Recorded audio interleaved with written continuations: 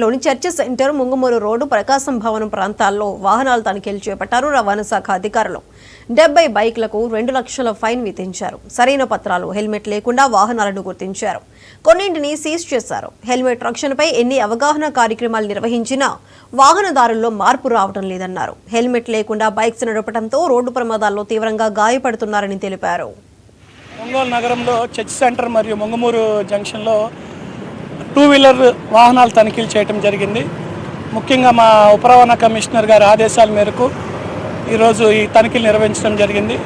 ఈ తనిఖీల్లో 2 wheeler licence లేని వాహనాలు మరియు హెల్మెట్ లేకుండా నడుపుతున్న వాహనదారులపై కేసులు నమోదు చేయడం జరిగింది. ఈ 2 సెంటర్లో సుమారు ఒక 70 కేసులు నమోదు చేశాము.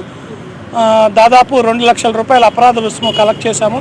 వీటిలో కొన్ని బళ్ళు సీజ్ చేయడం జరిగింది, కొన్ని బళ్ళు వదిలేయటం జరిగింది. ఎందుకంటే వాళ్ళు కాలేజీలకి వీటికి వెళ్ళే రద్దీలో కొన్ని బళ్ళు వదిలేయటం జరిగింది.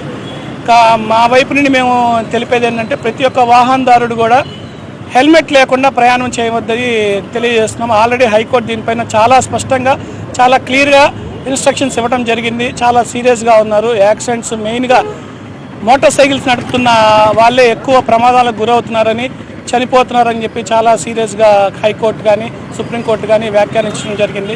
కాబట్టి ప్రతి ఒక్క వాహనదారుడు హెల్మెట్ తప్పనిసరిగా ధరించి మాత్రమే వాహనాన్ని నడపాలని, మరియు మీ యొక్క వాహనం యొక్క పత్రాలను అన్నీ సరిగా చూసుకొని మీ ఫోన్లో అయినా లేకపోతే ఫిజికల్ కాపీ అయినా మీ దగ్గర పెట్టుకోండి.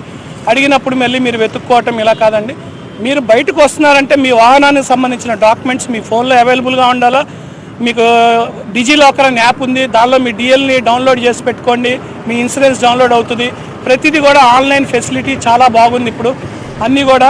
కాబట్టి ప్రతి ఒక్క వాహనదారుడు తప్పనిసరిగా వాళ్ళ యొక్క పత్రాలని జాగ్రత్తగా చూసుకొని పెట్టుకొని ప్లస్ హెల్మెట్ ధరించి వాహనాలు నడపాలని తెలియజేస్తుంది. ఒంగోలు నగరంలో